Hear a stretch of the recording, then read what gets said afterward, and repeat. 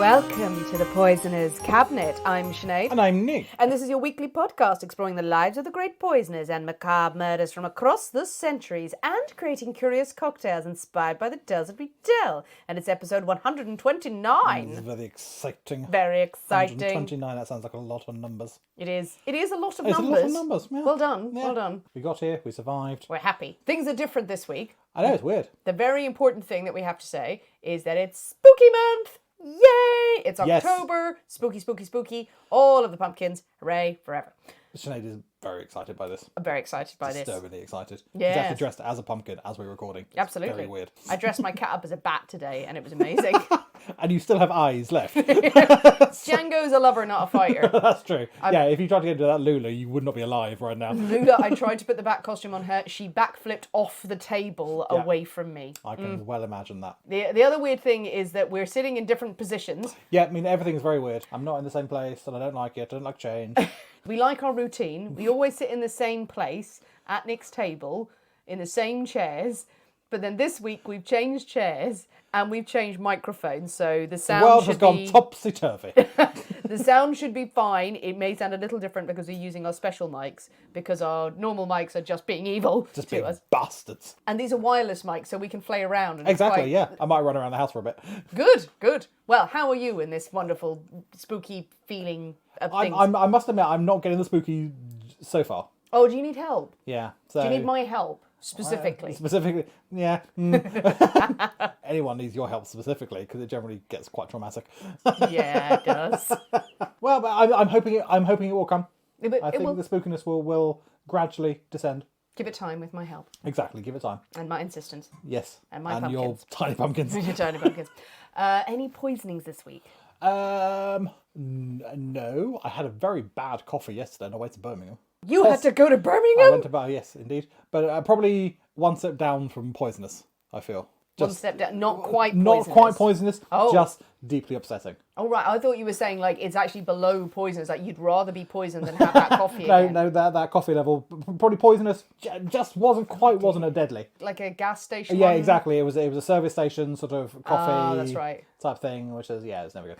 Just imagining if someone made it for you and you went to that office, you were like, bleh, bleh. This is piss in your face.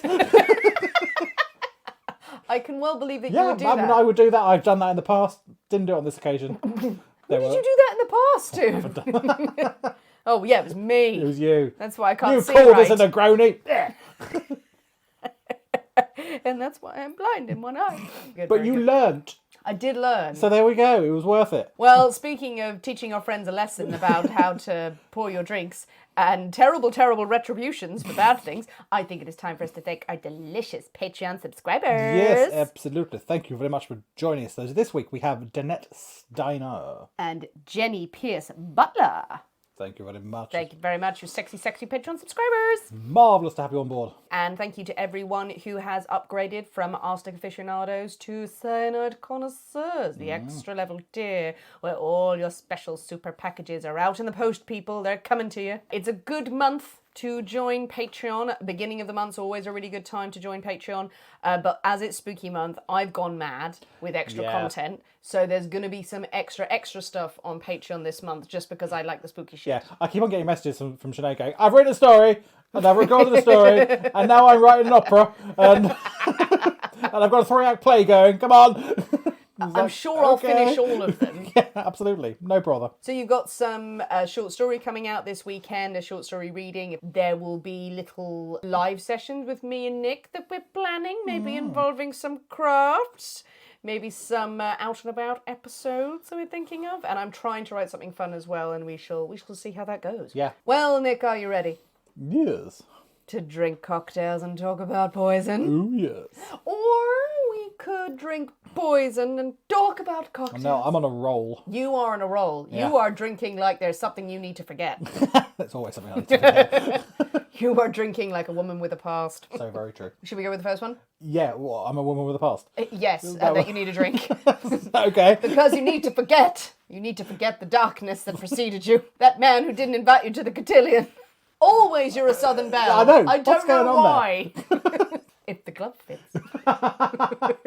Shall we go with the first one? Whatever that one was, yes, absolutely. Let's Absolutely. do that. Let us drink cocktails, talk about poison.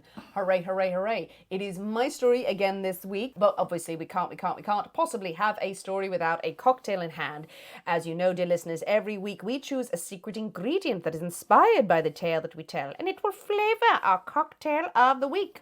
My story, so my pick. And this week's secret ingredient is... Well, you've gone with the spooky, I'll give you that. A witch! A witch. A witch! A witch. She's a witch. Yes, it's October. It's a witch. It's a witch. I'm surprised we haven't done a witch before. We didn't know when you messaged me those. I thought, oh, have we done that? We've done a ghost before. We have done a ghost. We haven't done a witch before. No, we've done a black cat. Have we? We did. We did a cat last Halloween. So with a witch as the ingredient, the inspiration, The inspiration. what have you come up with? Well, there are a lot of witchy cocktails out there. Are there now? Well, there are a lot of Halloween-y themed sort of Yes. cocktails, which are probably not very nice, to be honest. No, the kind of things that you're going to serve up That at you're going to do in a party. in a big cauldron type thing, or they look red or green. Yes. So there must be a witch because it's just a glass of creme de menthe. So I thought, no, I'm going to assume the Halloweeny witchy cocktails. Save something for the 31st. And go for an actual witchy cocktail. Okay. We're having a cocktail containing a witch. It's actually got compressed witch in it. Right. What? We're having a L'Ultima Parola. L'Ultima Parola. Me and my impressively weird accents. Okay, what is that? Is it French or Italian? No, we're going Italian. What does that translate as? Well, can you work it out? The ultimate witch? No. Parola. Now, if I take the Latin and I look at that, I'll remember that I did not do well at Latin, so... Though you did Latin, it was pretty impressive. All I know is a moa masa mat, a marmas a marmas Yeah, a but you mat. learned that from Eddie Izzard, Yeah. not from Latin classes. I also know mato, matis, matit, matimus, matitis, matunt. Only because it's got tit in it. Yes! What do you think I did in Latin the whole time? Just found the funny word. Oh yeah, well it's put me in good stead now for you to humiliate me on this Yeah, podcast absolutely. See, about Sinead- my lack of Italian knowledge. So Sinead went to fancy school, learned Latin. And look where it got me. So, l'ultima parola. Yes, Ultima. The ultimate. Yes, so The end. the end, the last, essentially. The last parola. The last- Polaroid. The last, yes. The last picture. The last picture. The last pagoda. It No. sounds like that. It begins with a P. Does the translation begin with a P? No. Shit. This is all I had. Why? Why are you trying to make me guess Italian? I cannot speak Italian. And why am I doing this? But it's got a witch in it. It's got a witch in it. The ultimate broom. No, The end cauldron. the name hasn't got a witch in it. Right, but the cocktail has. The cocktail's got a witch in it. What did you do? Okay, I don't know any of this. Italian. Ultima Parola. Last word. Oh, god damn it! The last word. In Italian. Because, you know when... Okay, it's really weird knowledge that I have. When you are in Napoleonic battle times, Obviously, as I often am. on a boat, you got captured, as if you were a prisoner, you would ask for someone, you get their parole, which was their sort of acknowledgement that they're not going to try and escape or something, and it is their word. Their parole is their word that they're a gentleman. They're not going to try and escape, or they are true to what they say. So you get their parole. Oh, so you let me flounder there for about 5 minutes. If you had thought about your Napoleonic War knowledge, you would have got there. And there's not a day that goes by that I don't think about it, exactly. Nick. Apart from today, apparently. Okay, so a last word with a witch in it. Doesn't that have twiggy shit in it? Normally. Normally. Oh, have you relented? I don't know what witchcraft this is, but I think it is high time for us to go into the poisoner's cabinet kitchen, stir up the cauldrons, and shake up a storm. So we'll see you in a minute. We'll see you in a bit.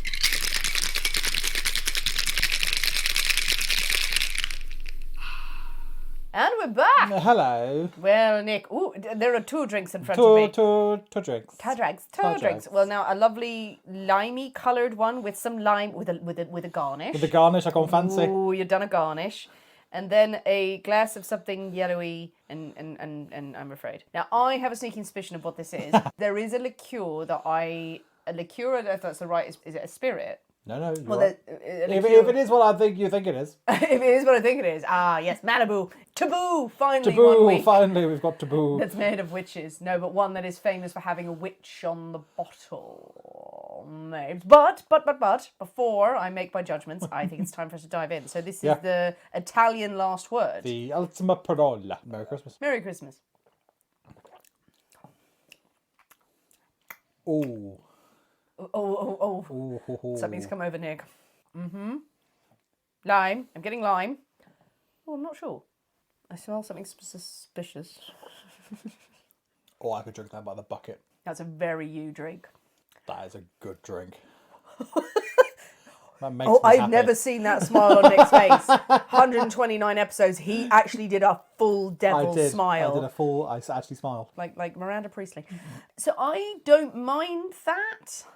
I think I've been setting myself up that it would be a last word with chartreuse in it, which It does not have chartreuse in it. It doesn't have chartreuse, which is a very powerful flavour, and you go, bleh, bleh, bleh, whereas you go, glug, glug, glug. You go, bleh, bleh, bleh. But this is a variant on it, which I'm reserving judgment. Because I genuinely don't know how I feel about it. Okay. I don't know. I'm going to venture the guess.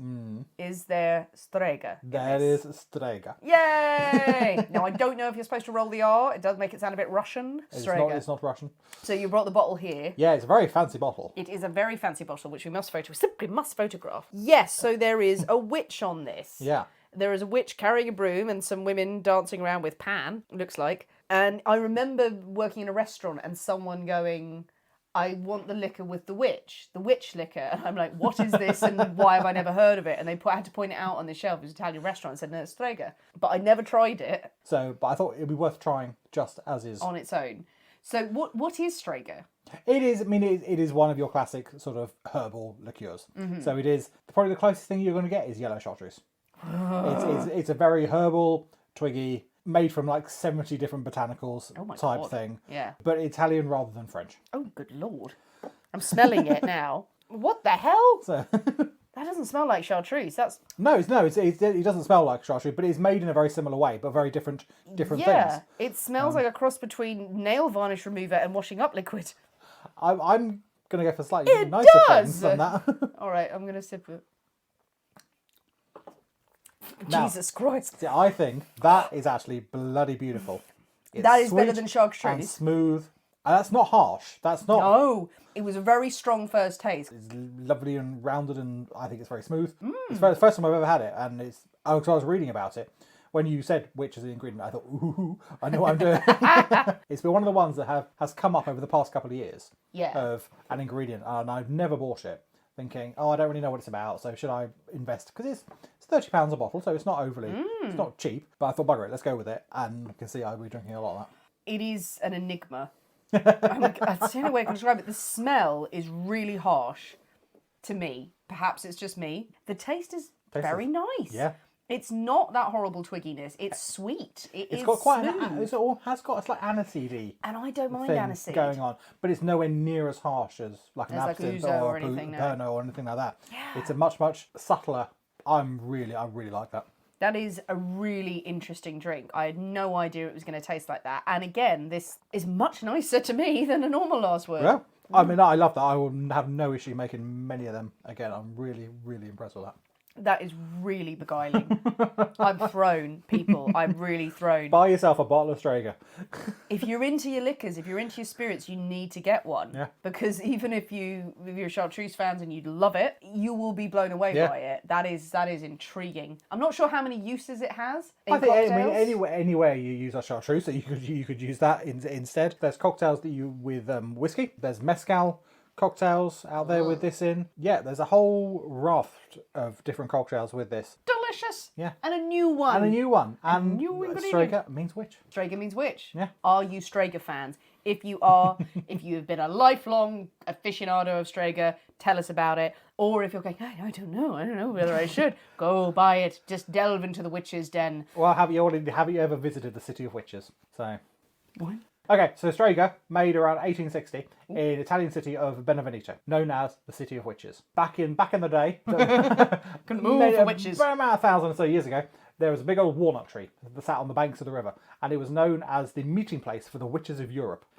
Gathered all the witches in Europe gathered at this One tree. there's one particular walnut tree on the banks of this river. Oh my and God. the city that grew up around it originally was known as Malavenito, which and Mala Bad. sort of is you have like Maleficarum and things like that, which Yes. are all sort of ill omen and things like that. And then when the Romans took it over, that's no good. They made it Benevenito, which is good. Bene is good. Whitewash that So completely. whitewash all the evil shit out. Christianity, everybody. Make it the good city, but it has this now reputation. Benevenito Football Club have a witch on their logo. They do. A witch and a broomstick on their logo. This chap made Strega in the city and named it after witches. So what you're saying is we need to go to this Italian Yeah, city I think we probably should. for research, Research purposes. and we'll take all our fans with us, and we'll all meet under the walnut tree. Yeah. And if we can't find a walnut tree, we will find a walnut table, and we will just sit under it, Or just a bag of walnuts. a bag of walnuts, bring the walnut bitters, and hold it aloft,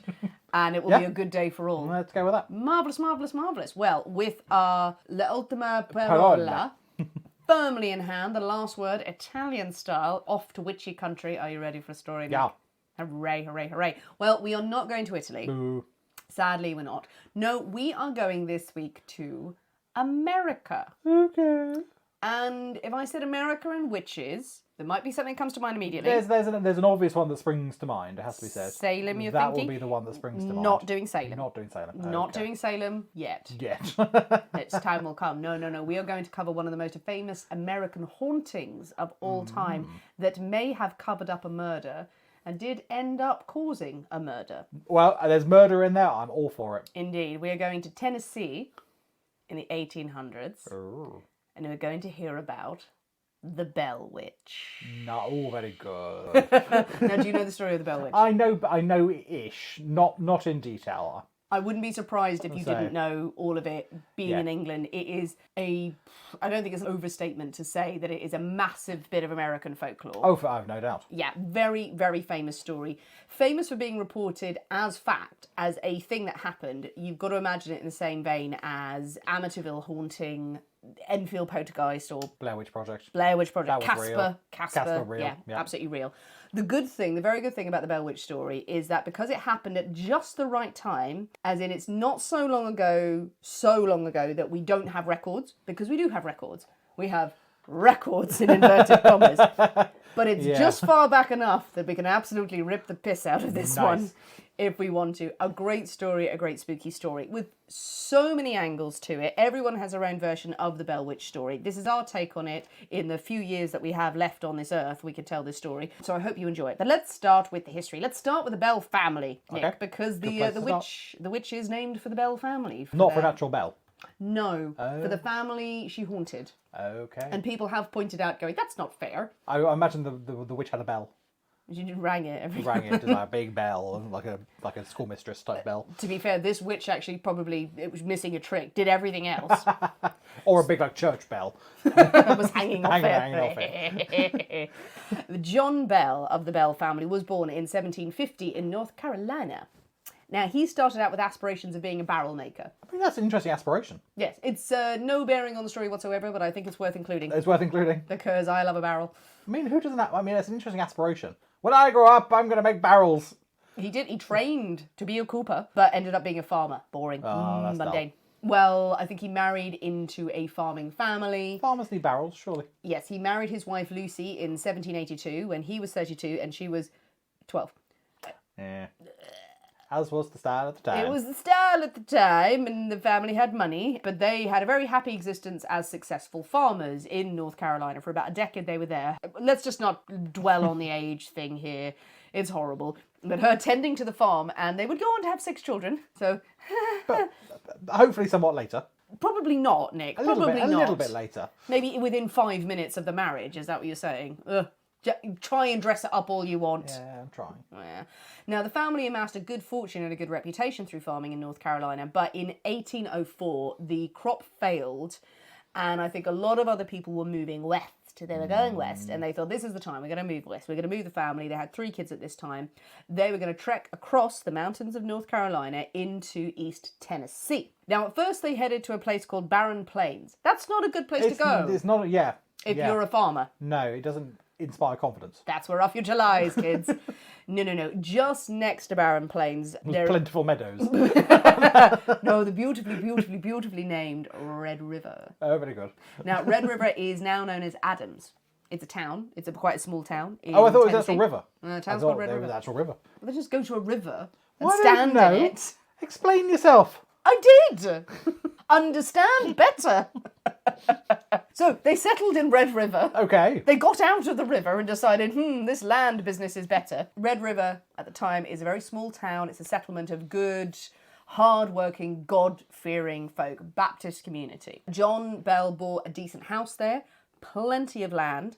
He would set up his family there. He would continue farming. He would end up owning 328 acres of good land. Sizable holding. Yeah, there was one report that said he had 1,000 acres. I was like, calm down. No, he didn't. No, we didn't. He would buy up more land, and that does mean buying land from neighbours, some of which who didn't necessarily want to sell and weren't maybe that happy about it. And there were rumours that some of the land maybe shouldn't be used at all because that may have held Native American burial mounds on them. I don't think that bothered people at the time. No. I don't think that was a huge consideration. No, exactly. They're like, absolutely fine. We'll just put corn there. It'll be fine. John was an elder of the Baptist church, a wealthy man, an honest farmer. No one could contend with him and his plans, and he's a fine standing member of the community. He did own slaves. Let's just say that too. Yeah. He owned slaves. They didn't like it, I'm sure.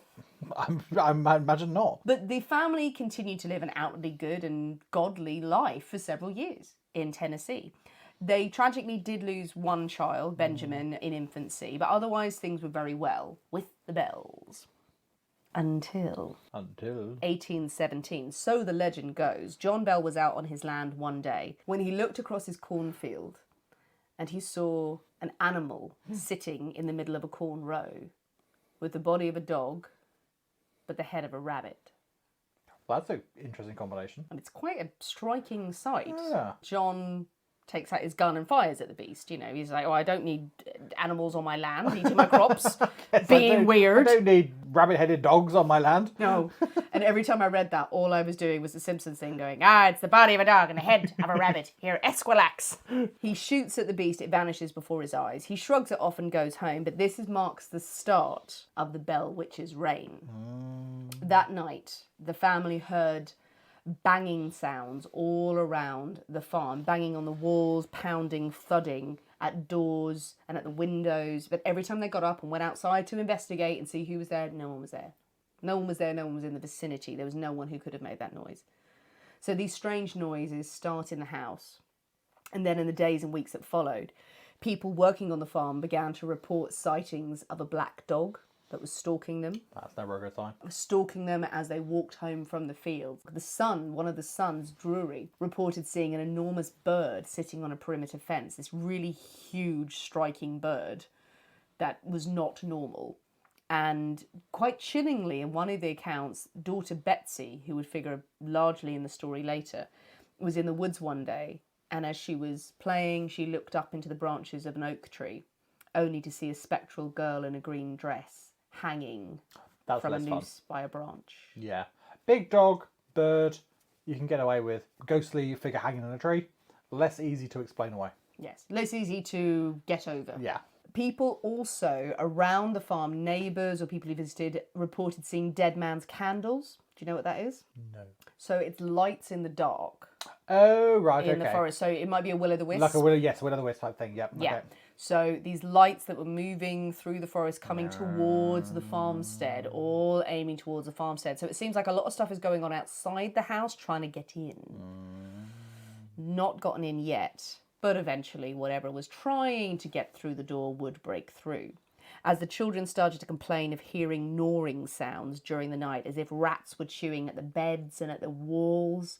On some occasions, they felt their bedclothes being snatched away by an invisible hand and pillows thrown across the room. They would also hear the sound of chains being dragged across the floor, dogs fighting each other, this very upsetting sound of dogs being chained up and then fighting.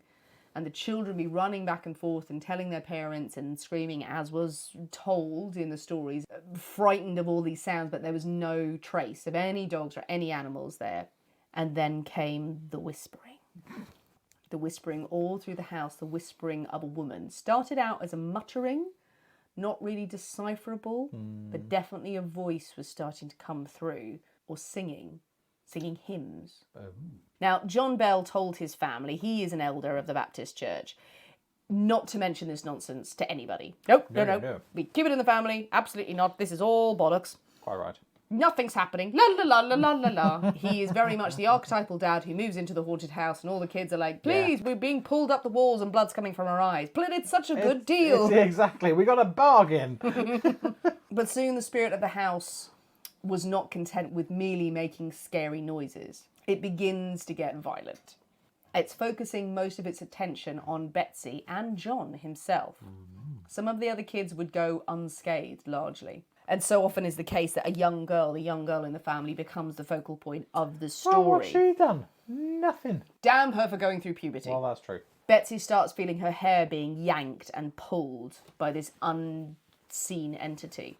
Her skin is pinched and she feels stabbing pains as if needles are pricking her skin. Around this time as well, John Bell begins to lose all feeling in his mouth. So there are lots of thoughts that John Bell may have been suffering from a neurological or nervous... Well, that's like some sort of medical condition, potentially, on that one. There's a lot of things where if you look at his symptoms on paper, it seems like that there's something maybe not right with him medically. However, it doesn't explain what's going on with everyone else. No, this is true. Yeah, that they all swear down that this is happening. So John Bell eventually relented and went to his friend and neighbour, James Johnson.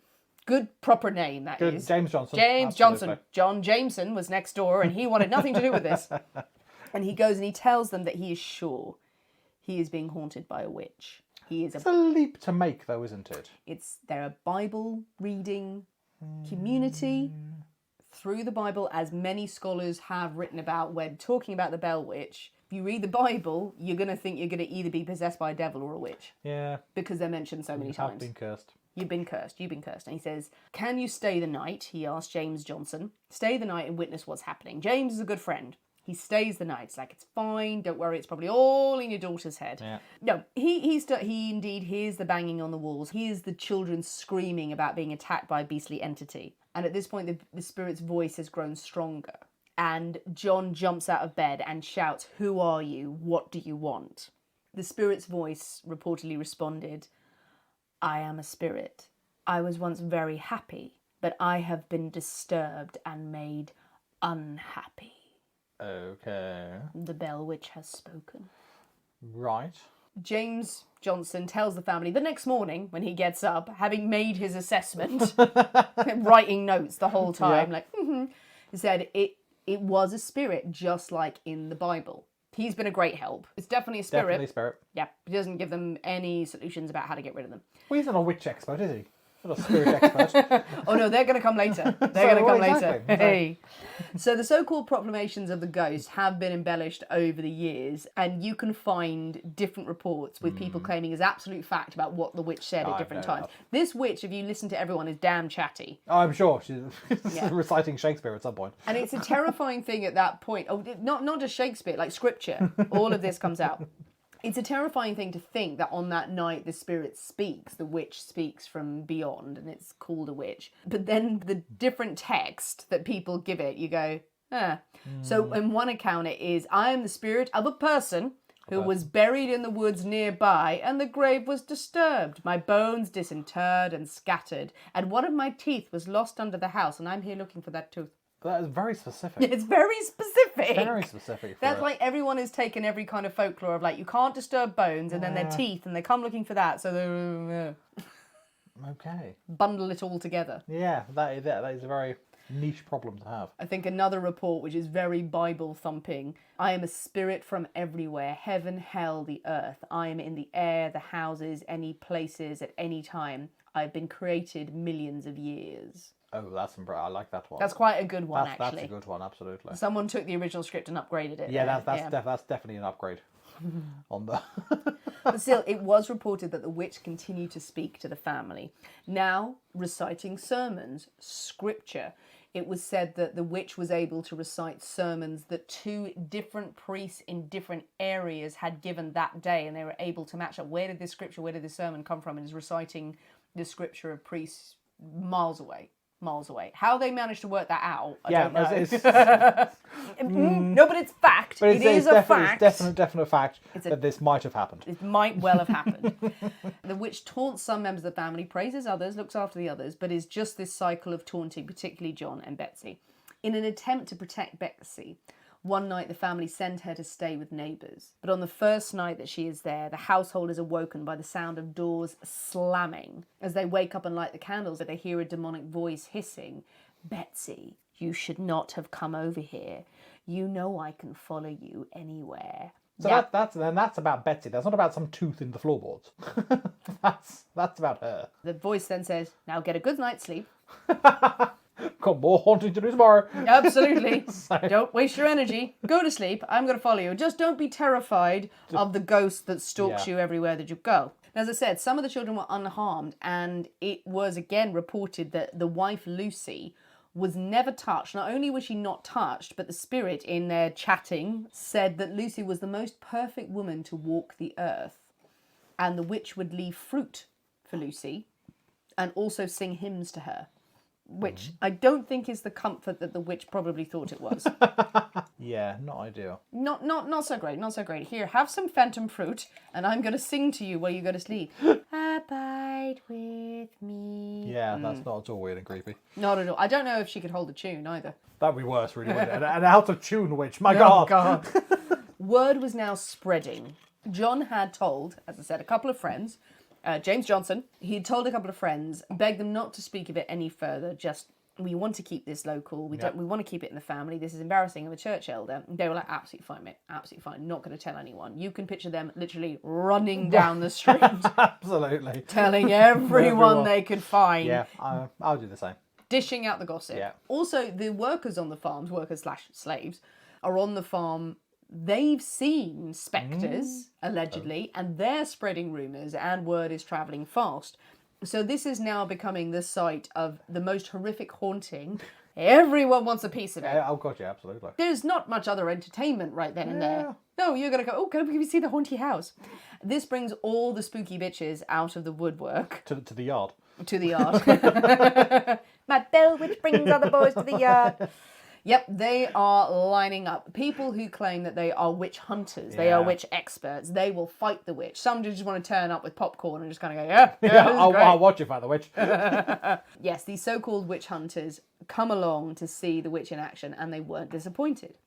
People would come and question the spirit. There would be the people who would say, okay, I've got some challenges for the witch. Tell me what my grandmother would say to the workers on her farm. And the witch would reply, well, your grandmother's Dutch. Not in so many words. I don't think the witch actually said this.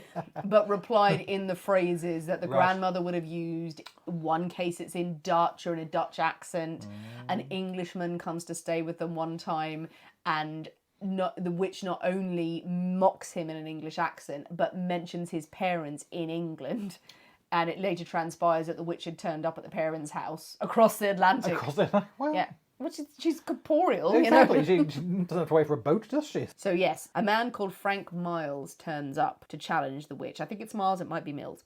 7 foot tall he is. Oh. 300 pounds. Nice. And he is so big the witch cannot hurt me. I am here to challenge the witch. He's the one who cries the fastest. Oh, he screams the place down in the middle of the night, running around the room, runs into the forest, never seen again. Yeah. Yeah, no. What did he think he was going to do? Fight the witch. Fight the air. Fisticuffs against the witch. Well, he thought he was so big that the witch couldn't hurt him because he'd heard about these pin pricks and needle pricks. But the witch can do some shit, apparently. Apparently so. Enough to terrify a big old guy like that. One of the best bits of folklore about this that is contested by some, but others say, no, it probably did happen, is that it reaches the ears of General Andrew Jackson, future president of the United States. Now, some of the sons of the family did serve under General Jackson. He's heard of the Bell Witch, And he wants to see this shit himself. Respect for General Jackson, not for many things, but also if he's a spooky bitch, I'm there for it, because he is riding down with his entourage. If the reports are to be believed, he is there with horses, with his friends, with a wagon. I'm going to see a witch, I'm going to see a witch, I'm excited. They get towards the property, the wagon stops dead, and it's stuck in the mud. Okay, they get out, and they're trying to move it, and it really won't move. And then suddenly Andrew Jackson says, "By the eternal, boys! That must be the Bell Witch!" Yeah. And they're like, it's probably just mud. It's probably just mud. No, yeah, definitely General Jackson. It's Definitely the a Bell Witch. Now, at this point, it is said the Bell Witch's voice Oh, like balls it did. speaks. Says, "All right, General, let the carriage move on. I'll see you tonight." If you hear a disembodied voice inviting you in, don't go. Don't go. Don't go. No, he's there for it. He's loving it. He has fought many a battle. He's like, absolutely, la la la la la. Gets there. At the farm, one of Jackson's men claims he's a witch tamer. Oh, I've not heard that one before. A witch tamer. A witch tamer. Tame the witch. Will you now? Will ya? He talks about how he carries a silver bullet in his pistol that will not only kill any spirit that came near him, but gives him total protection. Right. As he spoke these words, his body begins to being jerked in different directions, battered. He's screaming as he's beaten, and apparently literally falls in the way that implies that someone has booted him up the arse. Nice. And knocked him over. The Bell Witch spoke, said there were more frauds amongst General Jackson's men. They stay there, and then it's so ridiculous, this story, that people go, what? No, no. I'm not convinced. There is every likelihood that General Jackson did turn up, because this is a famous haunting story, and he was like, I want to see this. They would eventually leave the farm.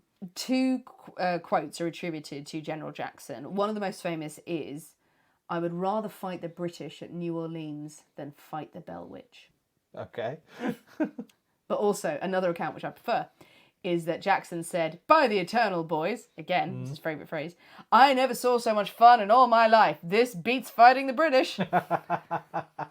Absolute entertainment. Nice. But comedy visits from a future president aside, people are paying more attention to the Bell Witch. And if you're going to buy into the folklore of it, the more attention you give to a spirit, the stronger it's going to get.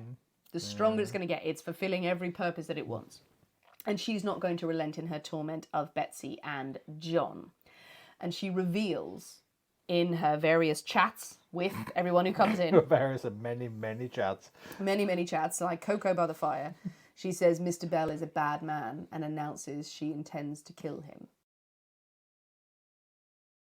So we're into the 1820s now, and it's over the course of several years that these hauntings have continued. But John is now falling into ill health. He's about 70. The paralysis of his mouth is getting worse. He seems to be having seizures as well, which all points to a medical problem. Yeah, I mean, okay, 1820s, a man in his 70s dies. Oh my God, it must have been a witch. And his daughter could do math. A witch! Yeah. But. Okay. It's okay. I didn't build this all up as that an old man died. Murder is afoot. Go with me. Okay, I'm going there. The witch is laughing and struggling and stealing his shoes as well, because that's really going to send you to your grave. My feet. Things came to a head in December 1820. John fell into a coma. His family are monitoring him and checking him, and then in the morning he's dead. He's dead. John is gone. What is said to have happened is that a vial of black liquid is found next to him that was not seen by the family. It was not placed there. They're like, what the hell is this? They give some of it to the cat. Mean. Yeah, not ideal, but better than Betsy. Cat jumps in the air, falls down dead. Okay. So that's bad liquid. That's bad. They also allegedly throw it on the fire and it burns blue. Ooh, fancy. Now, again, the reports would be that the voice has claimed the witch has said she's given him the poison. But John is dead. Now, he's been ill, but all the family talk about this vial of something that has been in the house that was not there before. So hang on to that. Okay. The good thing is that huge funeral for John Bell. People from all over the county attending, including the Bell Witch, who was laughing and sang drinking songs throughout the proceedings. I'm liking her more. Oh, yeah, yeah. She wouldn't stop singing until the last mourner had left the gravesite. She had a big repertoire. With John dead, the Bell Witch then only had Betsy left to torment. Her anger seemed to be a strange form of possessiveness, or very particularly aimed at Betsy. While she'd been tormenting her, it was that Betsy was engaged to a man called Joshua Gardner. During all of this process, had become engaged with her, and the Bell Witch didn't like that one bit. Okay. Tormented Betsy so much that she broke off the engagement to Joshua Gardner. And around the time this engagement is broken off and the death of John Bell is when the witch steps back.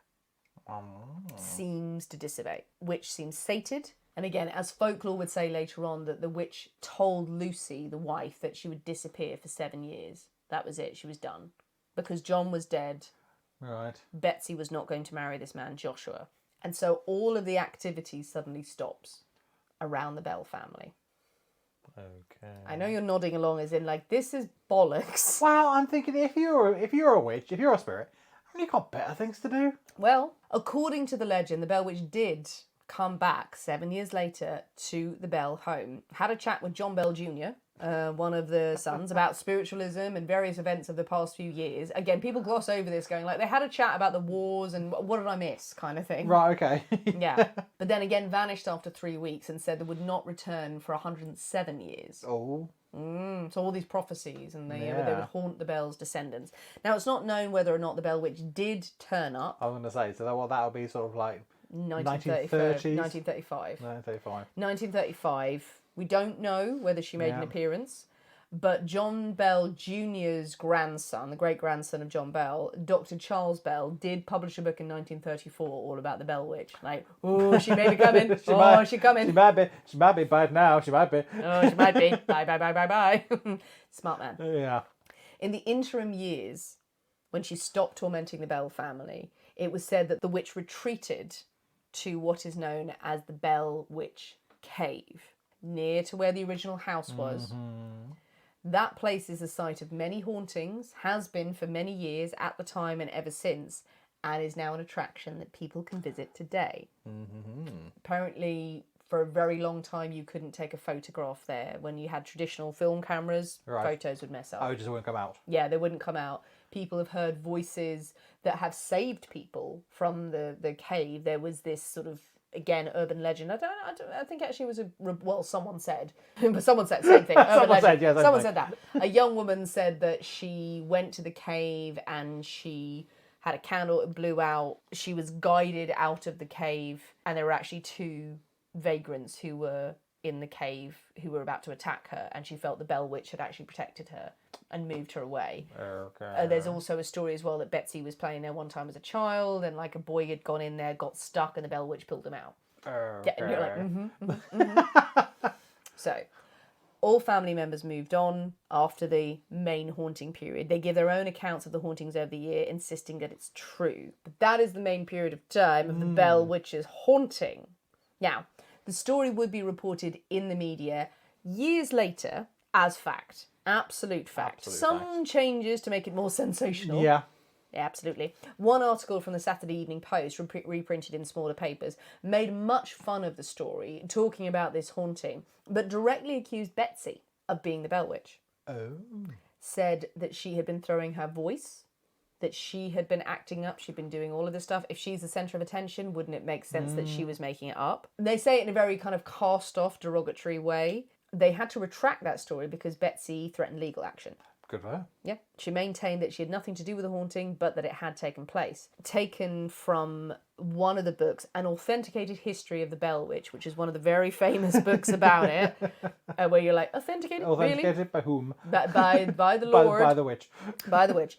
It said Betsy had submitted to any and every test that the wits of detectives could invent to prove the theory, and that all the stratagems employed served only to demonstrate her innocence and utter ignorance of the agency of the so-called witchery, and was herself the greatest sufferer of the affliction. So in the years that followed, a nice twist again to add another definite murder element to it. Okay. which we'll come back to the murder of John Bell. Okay. In 1868, two men named Tom Clinard and Dick Burgess were standing in court charged with the murder of a man named Smith. The pair had been working with Smith, chopping wood for a local man in Red River, later Adams, tilling the land, but they found Smith's behaviour strange and mysterious because Smith had told the men that he was a ventriloquist, a fortune teller, and that he possessed supernatural powers. Nice. These were supernatural powers that he had taken from the Bell Witch herself. Okay. So he is spinning enough of a yarn to say he is the Bell Witch, he has her powers, and the men became convinced he had put a curse on them. They said they could see old grey horses and hobgoblins in their room every night. No one wants a hobgoblin in their room. No one wants a hobgoblin. A goblin, fine. A hobgoblin? Hobgoblin, no. Jesus, excessive. The men fought at the time when they were fighting. They went their separate ways. But then when they crossed paths again, the two men, Clinard and Burgess, were so frightened of Smith that they shot him. Okay. They killed him because of the fear of his witchy powers. So, the men ended up not being convicted of murder, it being implied at the time they were let off because they had been under the powers of the witch at the time, and that's why they shot him, or they were fearful of witchcraft. Okay. That was one of the legacies of the Bell Witch. Oh, this is good stuff. I like it. Now, there are explanations, again, theories, if you will, Theories. behind the Bell Witch, Okay. which I shall share. Some of which, because there are many. I'm sure there are a great number. Many people allege the witch came about because the Bell family had taken up too much land and disturbed graves. They had shook up a spirit that did not want to be disturbed in that land. Okay. So that's your supernatural side. Yep. If you want to stick to that, pretty normal. Then, yep. Okay. But if it wasn't a spirit, could there have been a human explanation for the horrors? Well, Was it Betsy? I don't think. I mean, it's a random thing to. It's a bizarre thing for a child to come up with and keep going for such a long time. A long time. Well, look at the Enfield poltergeist. True. That's very Those true. sorts of things. I mean, is it very, very far apart? But a similar situation, really. Similar so yeah, situation. maybe. Yeah.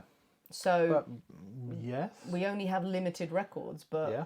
is that it? Is it Betsy who's been acting up? And people believe this. People came from miles around believing this haunting was taking place. No questions asked. Questions asked probably at the time a little bit. Another theory, which I really like the energy of if it's true, is that the perpetrator was Richard Powell.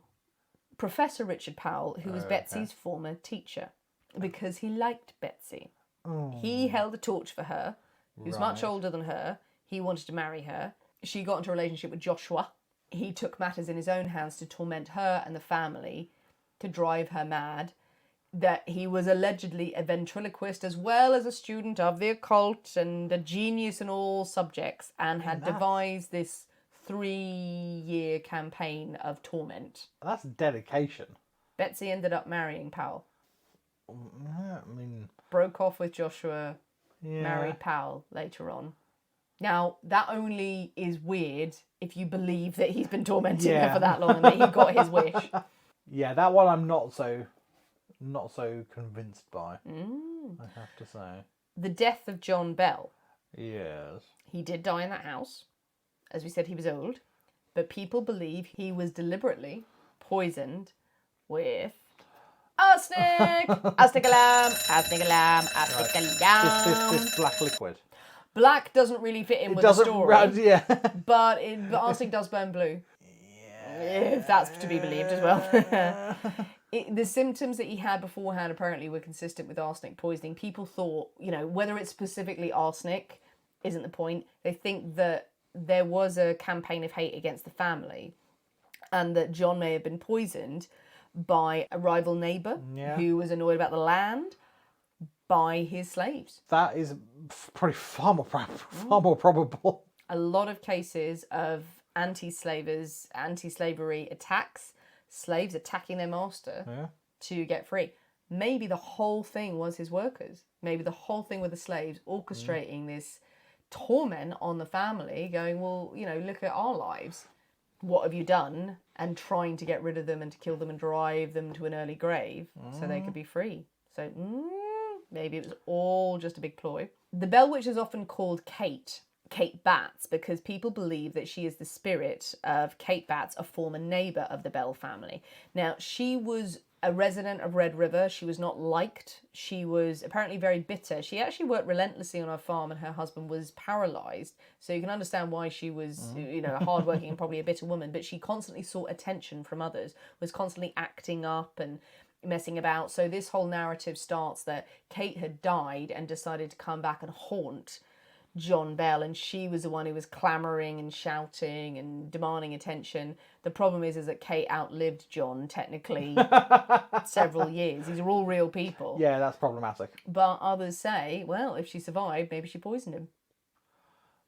Maybe she was, again, outside wanting attention, throwing her voice, banging on the doors, banging on the windows.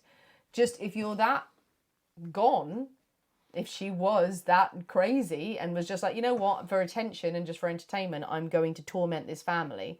But how she's not getting any attention from that. But it's creating a myth, isn't it? It's creating this crazy, if you want attention about me, then that's not really working if you're doing things anonymously. Well, maybe she was happy. Maybe she was happy to be the Bell Witch.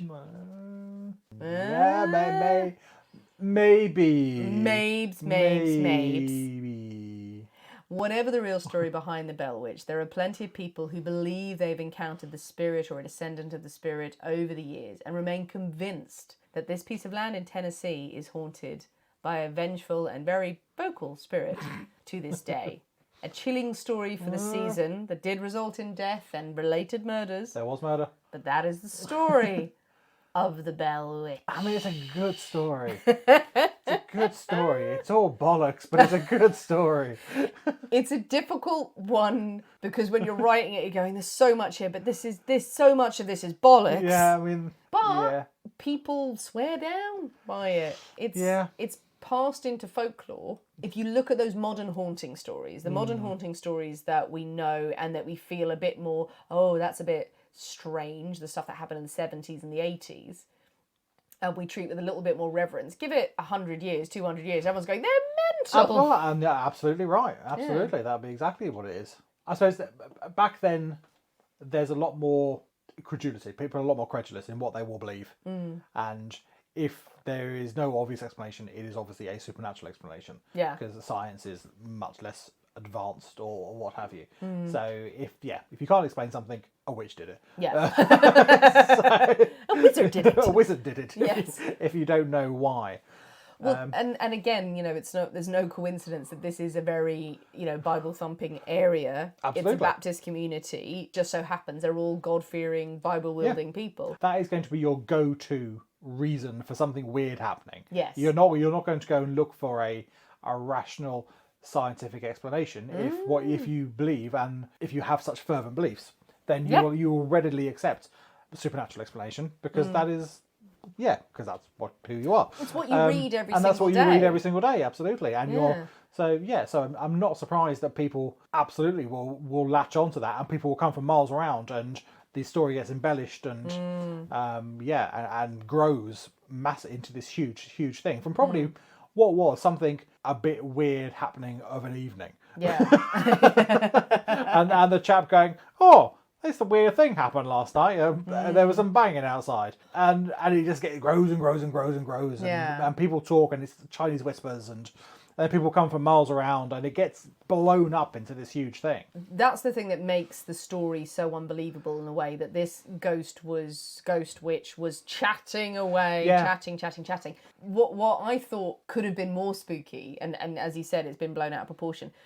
It would be intriguing if actually what happened at that house, there was something genuinely unsettling. I'm sure there probably was some little kernel in truth in there somewhere in the middle. There was a whisper, a voice. Maybe the children were saying things that were a bit strange, and it could have been for any other reason, but it was just a bit unsettling, and there really was something supernatural there, maybe. But you can't see the wood for the trees now, unfortunately. No. Bloody General Jackson rocking up, telling everyone in sundry, I fought the Bell Witch. That's what I did.